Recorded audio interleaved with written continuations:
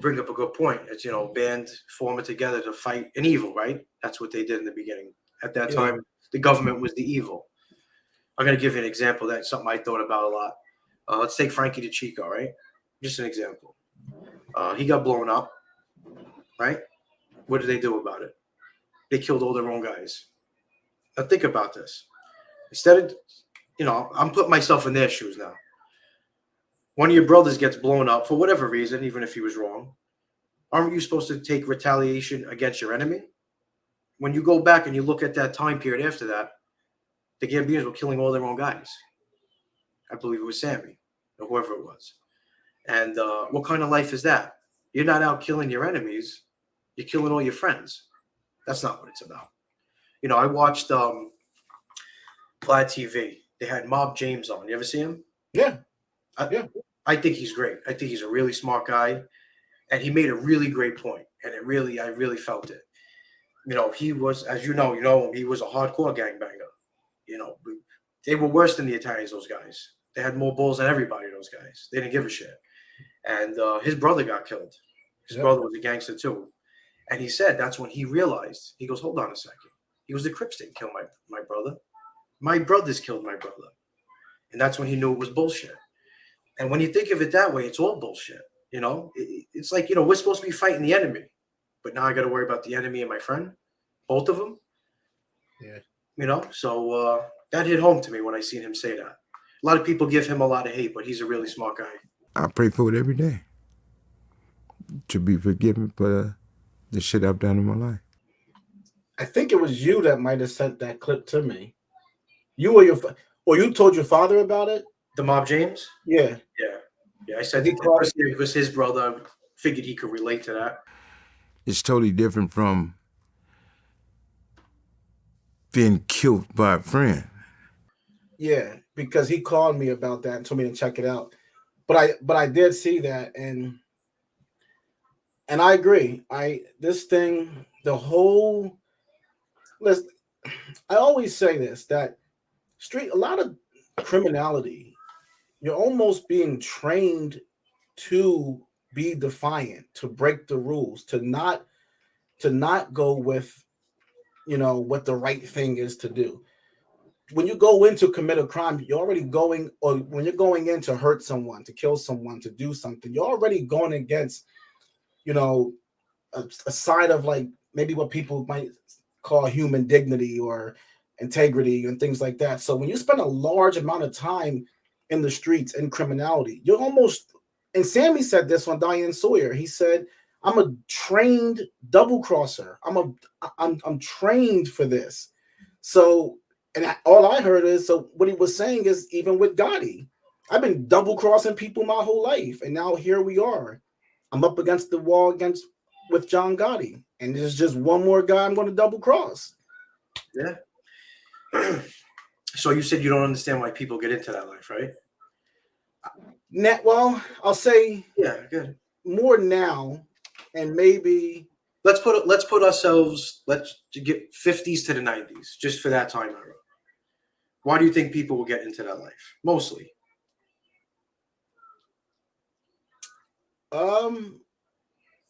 I would say power.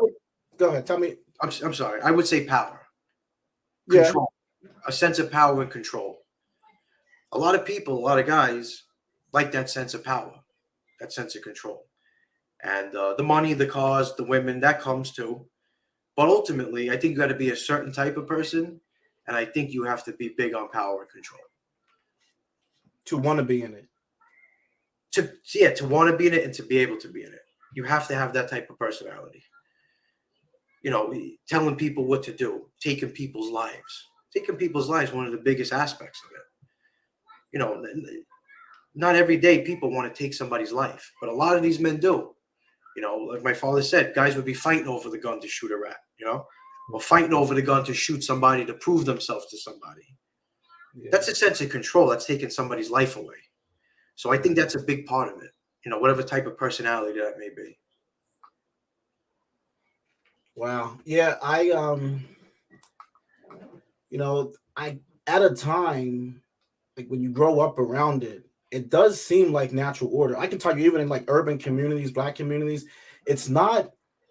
It's easier in a lot of black communities in the country to become a drug dealer than it is to go to school. It's easier to join a gang than it is to go to college.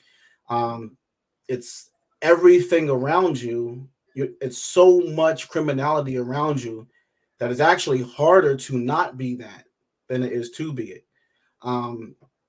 So I never grew up around, the mob guys or anything, but I imagine it's very similar. When the neighborhood is all one way, it's really easy to just natural order, natural progression. I don't know. I mean, I guess it doesn't help, right, to be around that. Yeah. But I'll use myself as an example. Look at everybody I grew up around. Georgie DeCicco, my father, my uncle Frankie, Joey Butterass, basically all gangsters. I never wanted it. I never wanted that. Now, you would think growing up in that, seeing everybody like that, right? That's what I would aspire to be. I didn't want it. So, I don't think it helps, but I think it really depends on the person. I do. I think it depends on your personality. I don't know. Now, are people like me and you the exception, or are we the? Because I come out of, like, I'm an executive. I've got good education. I got 2 undergrads. I have a master. I have a good job. I have a good life. I never got into criminal trouble. I always avoided all of it. I was a writer, and everything I just never, everything I saw made me say, I don't ever want to be like this, ever. I never wanted that life. I saw it bad even as a young kid. Even when I was 10, 12 years old, I said, what the fuck is this shit? Who wants to live like this? So even when I was young, I never admired those people. I always looked at those people as just the worst, as just that is not what I ever would want to be in life. Yeah. But I sometimes wonder, are we the rare exception? People like you and I who don't get it, who don't go that way? Or are we the 1 out of 10? Or is it? I don't know. I mean, like I said, I grew up around a lot of people that were related to these guys. Yeah. And most of them are straight. Most of them are straight. Hey, listen, not to say that when you're younger you don't do a lot of bad stuff. Yeah. We did. We did a lot of bad stuff. But I don't know. I think there's you can't generalize. There's so much at play. Personalities. Yeah. Body. There's a lot to it. Yeah. I don't know. But to go into the life today, I think it's for bragging rights. I agree. That's all it is today. I agree. Today's a whole different story. Yeah. No, I agree. As soon as it became popular, you can become. As soon as the movies started becoming something, and you get to be, it's like getting drafted. I'm a made guy. See how you and me are doing this? Yeah. It's over. It's over. We got microphones in front of us. We're talking about everything. Exactly. The life's over. I was listening to somebody else. He was playing video recordings from somebody from jail, abusing all the current wise guys that are out there. It's like it's over. It's a joke. They put the nail in the coffin. Me and you agree, brother. I've been saying this for a long time. You know what, though? Here's this really strange thing, and I'll make this my last question. I've been taking a position for a long time that the mob's dead. When I say that, I'm not saying that there's not guys around that are getting made, or there's not the family names around, but what's really surprising to me is people get really mad at me for saying that. And I'm not talking about street guys or mob guys. I'm talking about like commenters, guys who like live in like Idaho. Really? I don't understand why people so badly want this thing. Like, why this thing is so important to, like, has this fan club with it. It's a reality TV show now. It's really a reality TV show if you think about it. Everything's exposed. You got people doing current events on all the 5 families. So it's like anything. It's like a TV show for people at this point, but real life. That's how I take it. Yeah, they really wanted to be here, and how dare you say that there's no more mob? I'm thinking, well, you mean it's dead? It's dead in what it used to be. Yeah, It's I'm got not a new saying form now. exactly. I'm not saying there's not people claiming an elite, like they're involved in this and that. But from what the mob was a serious thing in America. People don't understand what it meant to say Cosa Nostra. These guys were involved with the highest government, the federal government at the time, the most powerful government in the world. Cosa Nostra had influence over every major city, control over state governments, governors, politicians, judicial officials, everything. The FBI, Hoover, all the mob was a really serious thing. Yeah. To me, it's almost laughable that people think that this thing is whatever. Go on forever. But you know what? Look at Manhattan skyline. A lot of those buildings were built by the mob. It still Yeah. stands today. Think about that. So they left their mark on America. From most of Las Vegas, a lot of these tourist attractions, a lot of Havana, Cuba, a lot of places people go to, a lot of hotels people stay in, a lot of things people do. The mob's fingerprint is in it in all major cities. Cuba might have been better off if the mob was there, if they stood there. Cuba would have been Las Vegas essentially. They were becoming Las Vegas until Right? Castro took over and then nationalized everything. So yeah, I completely agree. Cuba was actually growing and doing well economically. It was a lot of money was flowing into that into Cuba with that because the mob put like $6 million in like I forget was it the 50s I think they would into Cuba. Yeah, I don't know what year it was, but could you imagine if you could fly to Cuba right now, just like you go to Las Vegas, how crazy that would be? Exactly. So they did some good. They did some good. I heard Sammy the Bull say, "We built cities." He wasn't lying. He's not lying. He's not lying. So, and a lot of what has become legalized, the mob started first. Yeah. The lottery. Well, the government doesn't like competition. As soon as the mob made things big and profitable, the government locked the mob up, made it locked up what they called the criminals, and then legalized all their rackets and taxed it. That's it. Really, it's really strange. Else, right? Yeah, that's a whole other discussion. Oh yeah, leave that for another day. But hey, it was good talking with you. I'm glad we got to finally sit down and talk and have a conversation about some things. Absolutely. Everything's good with you though? Yeah, everything's all right. Good, working. man. Yeah, can't complain. How about you? How's the family? Everybody's good, man. I'm happy to see what's happening with this channel with the show. I appreciate all your input. You see all the good comments coming in with the latest video? That's what I wanted to ask you. Yeah. That's the last question I wanted to ask you.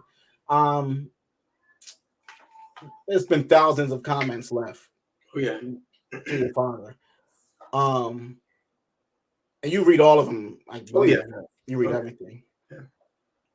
What's your thought on all of the feedback that's coming in? And are you surprised by what a lot of people, even locals from Bensonhurst and the neighborhood, what a lot of people are saying about your father? I'm not too surprised. I'm a little surprised. I thought we were going to get a lot more hate. Some justified, a lot justified, a lot unjustified. But I knew there would be a lot of good. Like I said, I used to see him interact with everybody in the neighborhood. I see how he treated people, people in the life, regular people not in the life. He treated everybody pretty good. You could see there was one guy on there. He said he was a waiter. He waited on him a couple of times. So it's little things like that. You leave your mark on people. They never forget. So I'm not too surprised, but I'm happy for him. I'm happy to see that. And we'll see. We'll see. Anything could change in a day, right? You say the one wrong thing, and people could jump on you. That's very true. So, but that's part of the game, I guess, right? I've been on YouTube for a year, and I really went into it eyes wide open, thinking 15% at best, 15-20% were going to be just killing us every day, just flooding our comments, and we're just going to be, because there's been other shows who have, like, I know, did you ever watch NBA and the Button Man? No, I heard of him, but I never watched it. Well, yeah, so Panisi and Tom LaVecchia when they had a show when he was doing. I know it was tough on them. They took a lot of heat, at times. Yeah. And I just expected there to be 15-20% just taking bullets every day, but I can't. It's bro, it has to be less than 1%. No, a lot of people feel the story for some reason. Yeah, I was joking with him. I told him he pulled a Eminem move. I'm sure you've seen 8 Mile, right? that's so Right? funny. The last battle. That's so. What did he do in the last battle? He bro? put it all out there. When you put it all out there, there's not really much room. Exactly. People could say the truth. There's a lot of truth. They could say, but when you're out there, what does Eminem say? I'm white trash. I'm a bum. I live it. And he throws the mic to him at the end, and he just looks at him. So he put it all out there. He put the truth out there. It's not no lies, nothing like that. And you don't really leave much room for people to say much. So I think that's what happened too. I think that's what it is. It's like a lot of people who are in your father's position feel the need to justify why something happened. It's, I guess, and it's anything that we do that we're ashamed of. Human nature. You want to run from it as much as you can, like in this. That's how we survive.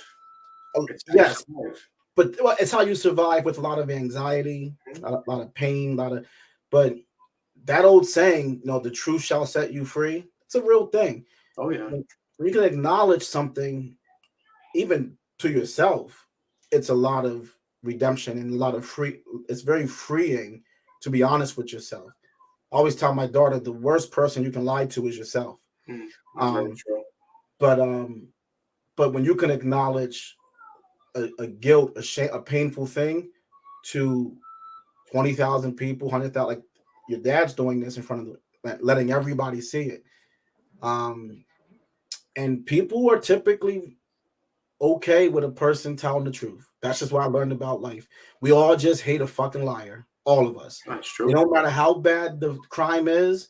If you just be honest, human nature is pretty forgiving. I'll give you an example about honesty. And I learned this from my father. He always taught me to be that way. Taught me a lot of good things. We were in high school. I think it was a freshman or sophomore. We had these long tables. And we used to take Skittles and we used to bounce the Skittles down the table and hit people in the face, right? So the dean was walking by, a woman dean. I bounced a Skittle. I hit it right in the back of the head, right? I said, oh, shit. She comes running over. She was mean. Everybody was scared of her.